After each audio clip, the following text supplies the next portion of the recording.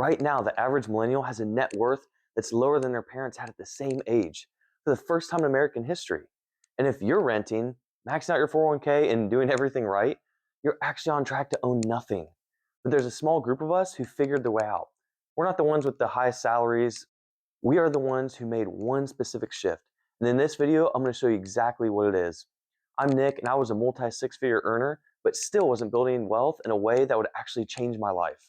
Now I'm creating a movement to help working professionals crush their limiting beliefs about money and build a portfolio of real assets that enable you to quit trading your time for money while also building lasting wealth in this generation. If this hits home for you, please like and subscribe below. So, what is the actual roadmap out? It all starts with something they didn't teach us in school. Making more money doesn't automatically make you wealthy. I've known people making $250,000 a year who are working so much they have zero time to enjoy it. Every dollar that comes in is still tied to their time. And if you're flush with cash, but you have to keep showing up to a job, you're not actually free. That's where I was, and that's what I call being an earner. You trade hours for dollars. No matter how high the number climbs, you're still trading. An owner is different. An owner controls assets, real estate, businesses, investments. These things produce income and build equity whether you're working or not. Owners aren't smarter than earners. They're not luckier. They just made one shift earlier. They started putting their paychecks into assets that made them money whether they show up or not.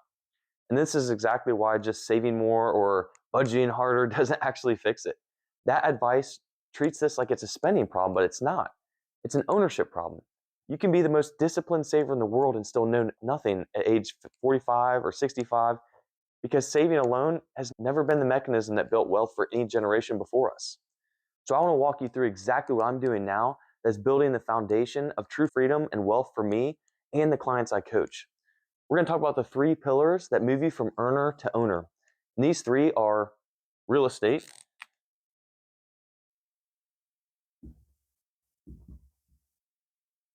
that is the foundational layer. The second being utility-based cryptocurrencies as your growth engine.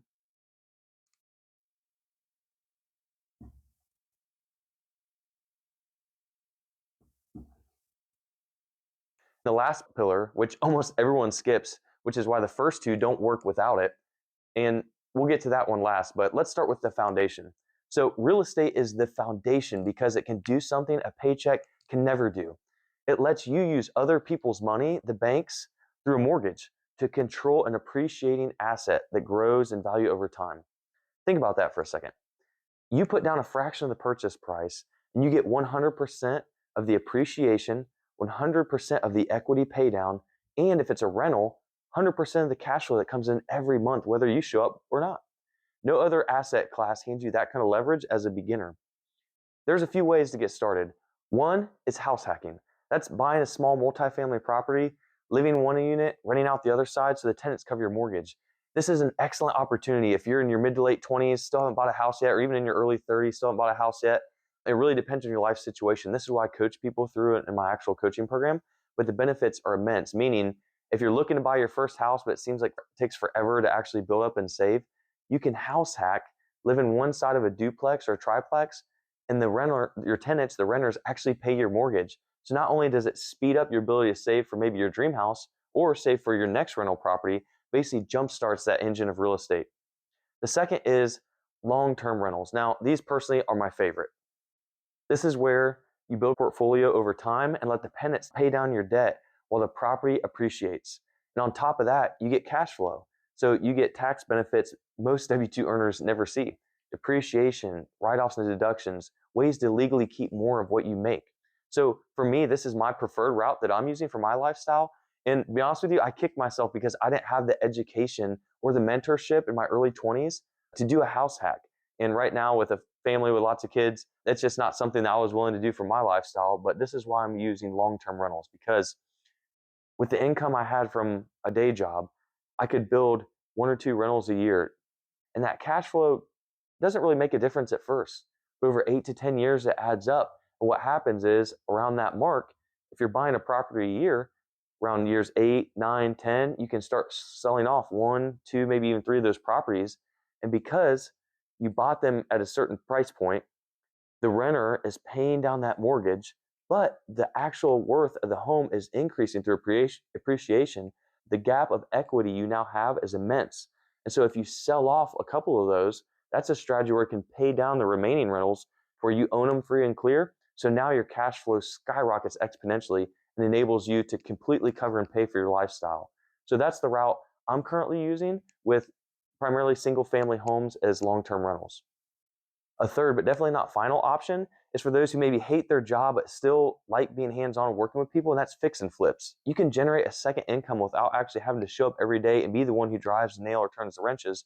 If you have leadership skills, this is a route that will buy back more of your time and has the potential to replace your income very quickly. Meaning, if you're someone who maybe you're a mid-level manager, you like running teams, you could actually function as your own GC and just sub out all the house repairs for a flip to trusted contractors, to where once you sell the house, you never actually had to put in the sweat equity. You're just managing teams.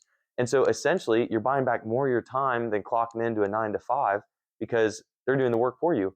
And if you do enough flips in a year with a well-designed system, you can actually replace your income to where that's your full-time job. So the only downside about fix and flips is that if you don't hold on to a couple of those properties as you go and turn them into rentals, you're not actually holding on to assets that will pay you for the long term and build that long term wealth. You're essentially just trading one job for another, even though that new job definitely has more time freedom and has the potential to even make a lot more money than your day job. So that's an option that is out there as well. And if you're interested, like, okay, well, what are you actually teaching?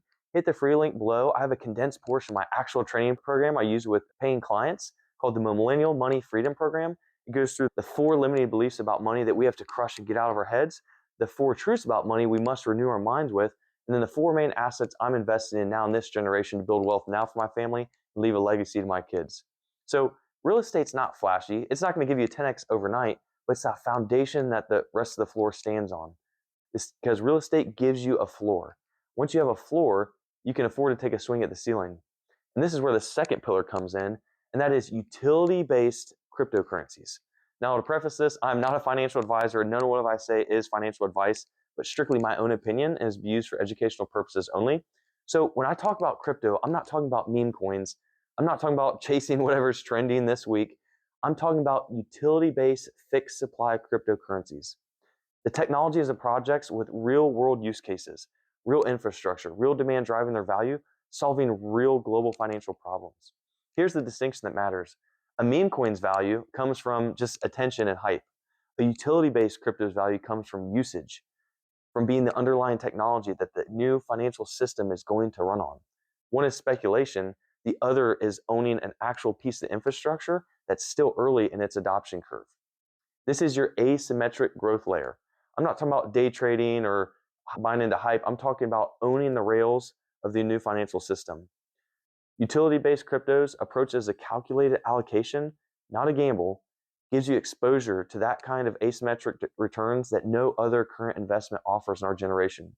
Small intentional positioning with a long time horizon and real conviction in the underlying use case, not the price chart, allows you to own a piece of something with growth potential that is literally a once in a thousand year opportunity. As these changes take place in the financial landscape, because the financial global landscape is going to be absolutely unrecognizable by 2030, 2032 as full implementation of these technologies take place. So what do I do with cryptocurrencies? Personally, I dollar cost average a set portion of my income into 3 or 4 main utility coins. The ones I like personally, XRP, XLM, and HBAR. These are the ones that are building amazing connections with banks, institutions, all the right people. They have the teams that are second to none. If you do your research and actually study these utility coins, you'll see that they've actually become the chosen winners. And you have the opportunity to get in at an extremely low price point now and just slowly dollar cost average in and hold a piece of those rails that in the next 4 to 6 years, in my opinion, will absolutely print millionaires in our generation.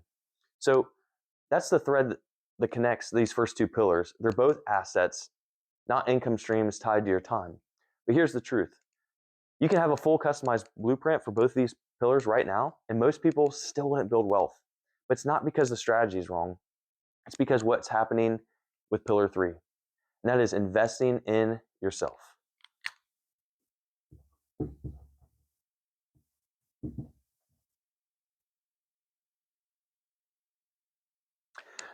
See, for me, I lost everything in 2021 when I took a stand for my own personal freedom.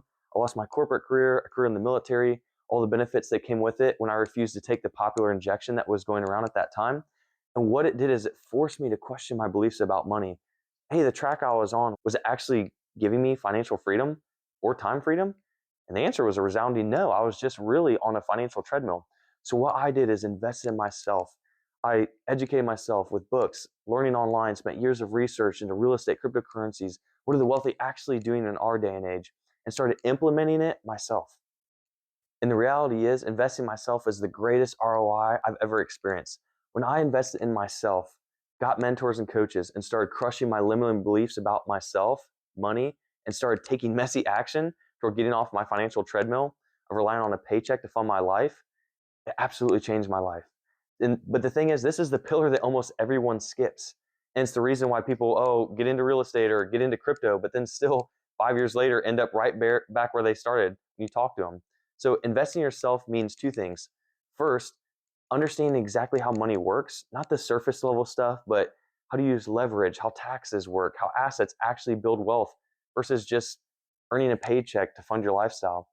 Most of us were never taught this, not in school, and sometimes even not at home. We're taught to get a good job, get a degree, that was it. Nobody taught us what to do after the paycheck hits. The second thing is, this is the part people don't want to hear, but investing in yourself means confronting the limiting beliefs you have about money. Beliefs like money is the root of all evil. Beliefs like people like me don't get rich. Beliefs about risk that got hardwired into you watching your parents play it safe, or having a teacher beat it out of you in school and you got the wrong answer, or watching someone you love lose everything. These beliefs don't just quietly sit in the background, they actively sabotage you. This is the reason why someone will learn about real estate, save up for their first down payment, and then freeze because now that big number in their savings feels like a false security blanket. It's the reason why someone will research utility cryptocurrencies for 2 years and still never actually take a position. This is the multiplier because it determines whether you actually use the other two pillars or not. You can have the perfect real estate strategy, the perfect crypto allocation, and if your identity is still an earner's identity, scared, thinking small, still waiting for permission, none of it gets executed.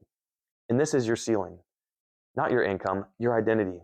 And if you're sitting here thinking, okay, like where do I start though? I would say, hey, get that free money millennial training program I got below. And here's what I want you to walk away with. Our generation doesn't have to be the first to own less than our parents, but that's only true for people willing to make the shift from earner to owner, starting today.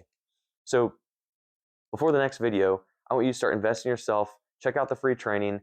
Don't just listen to it, start applying what it tells you, and you'll start seeing a difference in the way you think about money and see opportunities you've never seen before that are already existing in your life.